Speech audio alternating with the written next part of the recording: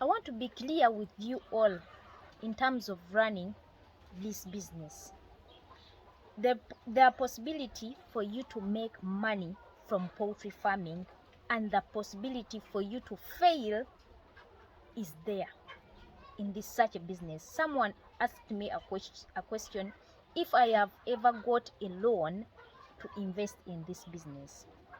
No, I've never. Even when I was still as a mobile money agent, I was using my own capital. My money was stolen. The capital was stolen twice. I was getting shortages, but it was on my own money. So I was saving myself from stress that if I lose someone's money, I have to pay it back. If it goes well in poultry farming, you're able to make profits, not pay some people's money. If you're able to make money from poultry farming, you smile and you start to think of expanding or maybe start another business. So if you got a loan, you have to think of paying a loan, meaning the business is stuck. It is okay to make a loan, to get a loan to start a business to someone who wants that kind of procedures, but I don't encourage any person to get a loan to start poultry farming or any kind of business, especially if you're going to deal in a long-term investment, a long-term business like farming. Sweetie, do not. I was also asked if I have ever got an outbreak. It is 100% true. Not once, not twice, not even 3 times. The way you handle the diseases, the way you care for your birds is the way you're going to save your birds from sickness or from any outbreak, and you're going to save them from death. I always tell you that I'm always available on this farm. Doesn't mean that you should do what I do, but if you're going to start poultry farming, just remember that you're required to spend like 2 hours, even more than that, on your farm every single day.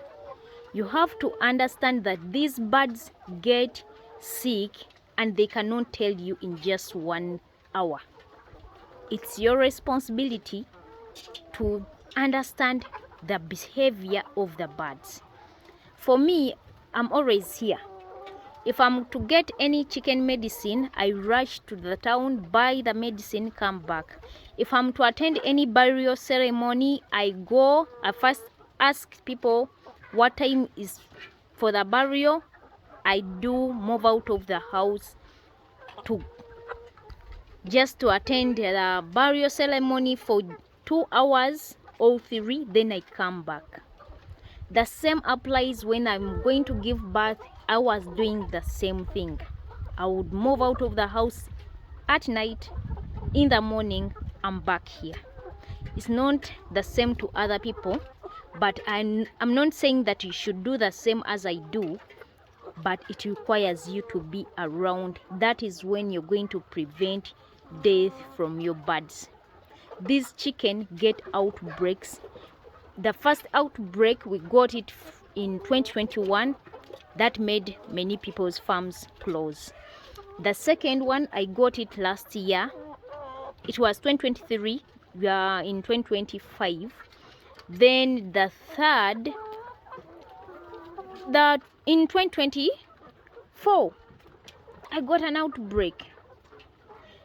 Especially when you're dealing with flu, a strong flu kills the birds.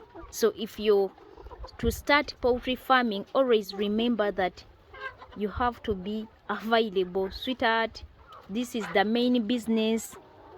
The other businesses that you started, they should be your second choice.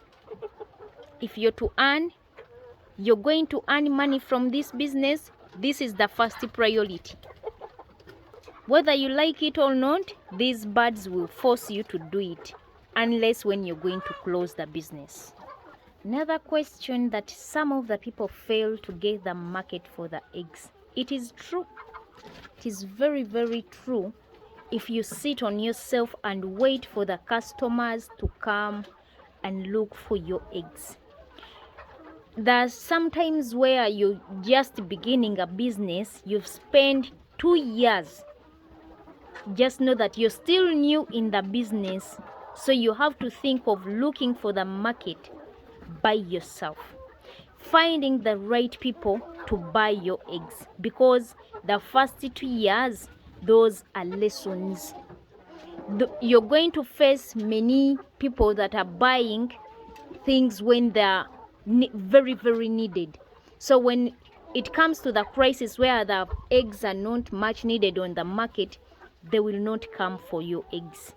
It means that you have to deal with different people so that they can take your eggs. Don't stick on only one person.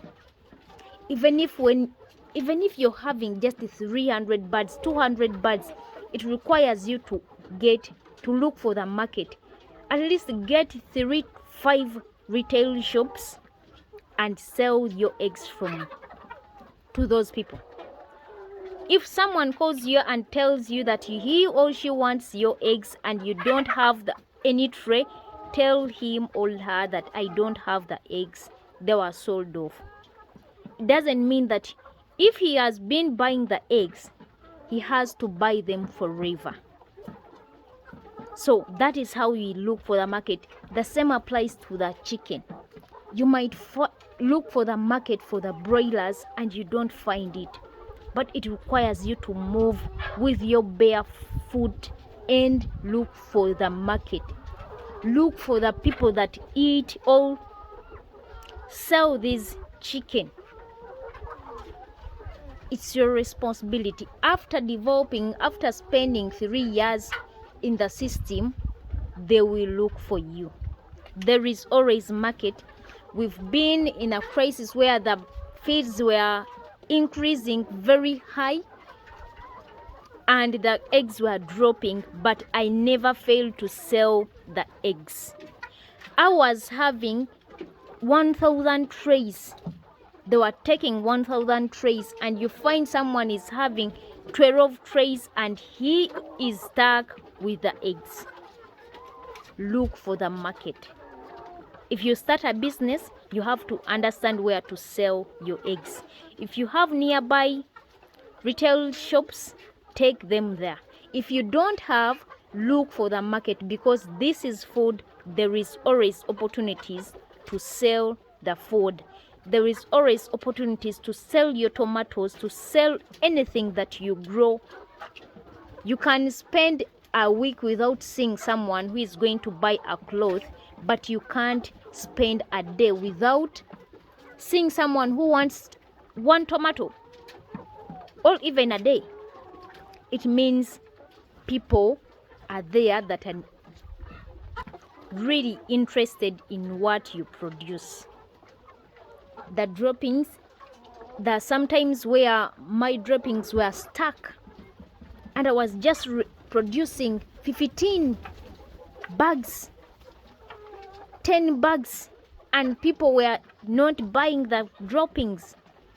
So consistency in the business always makes you the superpower. Yes, if you start a business and you're on and off, it will require you to look for the market every time you're in the business. And also, if you're consistent, no matter what number of birds you're having, the market will look for you. But if you're beginning, always remember that you have to look for the market. You find some of the people are buying cheaply, they're buying eggs at a cheaper cost, and you find others can buy expensively. So if you look for the different people who can buy your eggs, you'll be able to identify who is better than who. And those are lessons in every single business that we start. I love you all. Let's meet